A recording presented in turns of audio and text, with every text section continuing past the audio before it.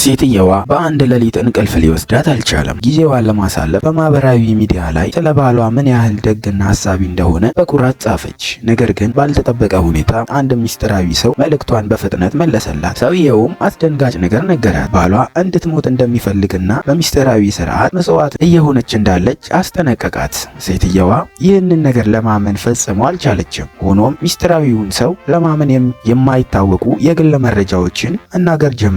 ለምሳሌ ባለፉት 6 ወራት ቆዳዋ በጣም ስሜታዊ እንደሆነ እና በቀላል ንክኪ እንኳን ወደ ቀይ እንደሚለወጥ በትክክል ገለጸ። እንዲሁም ባሏ ለግማሽ ዓመት ያህል ከሷ ጋር ቅርብ ግንኙነት እንዳልነበረው ተናገረ። እነዚህን ሚስጥሮች የሚያውቀው ሰው ባሏ ብቻ መሆኑን ሴትየዋ እጅግ አስደነገጣት። ከዚያም ሰውየው አንድ ፎቶ ላከላት። በፎቶውም ላይ የሚታዩት ምልክቶች በሰውነቷ ላይ ከሚገኙት ጋር ፍጹም ተመሳሳይ ነበሩ። ከዚያም የበለጠ አስፈሪ ነገር ተናገረ። ባሏ ለ3 ዓመታት ስጋ እንዳትበላ ያደረገው በምክንያት እንደሆነ አስረዳት። በዚያን ጊዜ ሰዓቱ እኩለ ሌሊት ሆነ። ሴትየዋ በድንገት ከባድ ጥማት ተሰማት። ውሃ ለመጠጣት ወደ ሳሎን ስትሄድ ሚስጥራዊውም ሰው ይህ በየሌሊቱ 12 ሰዓት እንደሚደርስባት አስቀድሞ ነገራት። አሁን ፍርሃት በልቧ መግባት ጀመረ። ሰውየውም ምልክቶቹን በመላ ሰውነቷ ላይ ከተሰራጩ በኋላ ማንም ሊያድናት እንደማይችል አስጠነቀቃት። ሆኖም ሴትየዋ አሁንም ባሏ እንዲህ ያለ ክፉ ነገር እንደማያደርግባት በጽኑ ታምን ነበረ። ነገር ግን ውይይቱን የሚከታተሉ የመስመር ላይ ተጠቃሚዎች ቁጥር እየጨመረ መጣ። ብዙዎቹም ሚስጥራዊውን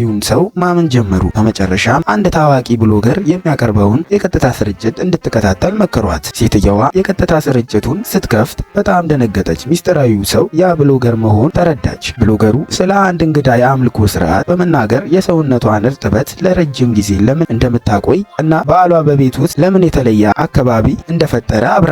በዚህ ጊዜ ሴትየዋ ባሏ በቅርብ ዓመታት ውስጥ በድንገት ለአሳ ማጥመድ እጅግ ፍላጎት እንዳሳየ አስታወሰች። ከዚያም ብሎገሩ የመታጠቢያ ገንዳውን እንድትፈትሽ ጠየቃት። ሴትየዋ ከአሸዋው በታች ስትፈልግ ከ3 ዓመት በፊት የተነቀለውን የራሷን ጥርስ አገኘች። በጥርሱ ውስጥም አንድ ማስታወሻ ተደብቆ ነበረ። የማስታወሻውም ይዘት የቀጥታ ስርጭቱን የሚከታተሉ ሁሉ አስደነገጠ። በፍርሃት የተሞላችውም ሴትየዋ ከቤት ማምለጥ ትችል እንደሆነ ጠየቀች። ነገር ግን ብሎገሩ በጣም ዘግይቷል ሲል መለሰላት። በማግስቱ ሴትየዋ የጆሮ ማዳመጫ አድርጋ የቀጥታ ስርጭቱን እያዳመጠች በድብቅ ከቤት ለመውጣት ሞከረች። ነገር ግን በሩን እንደከፈተች በስራ ቦታ ሊሆን የሚገባው ባሏ በድንገት ተገለጠ። ደህና አይደለሽም፣ ወደ ውጭ መሄድ የለብሽም ብሎ ወንበር አስቀመጠላት። ከዚያም አዲስ መድኃኒት እንድትወስድ አመጣላት። ብሎገሩ በጆሮዋ ውስጥ የሚሰማውን ድምፅ በመቀጠል ምንም አይነት ጥርጣሬን እንዳታሳይ አስጠነቀቃት። ብዙም ሳይቆይ ባሏ መድኃኒቱንና ጭማቂውን አመጣላት። ሴትየዋ ግን ክኒኖቹን ከቀድሞዎቹ የተለዩ መሆናቸውን አስተዋለች። ለመውሰድ ያህል አስመሰለች። ወደ ክፍሏ ገባች። ከዚያም ወዲያውኑ ክኒኖችን ተፋቻቸው። ብሎገሩ መድኃኒቱ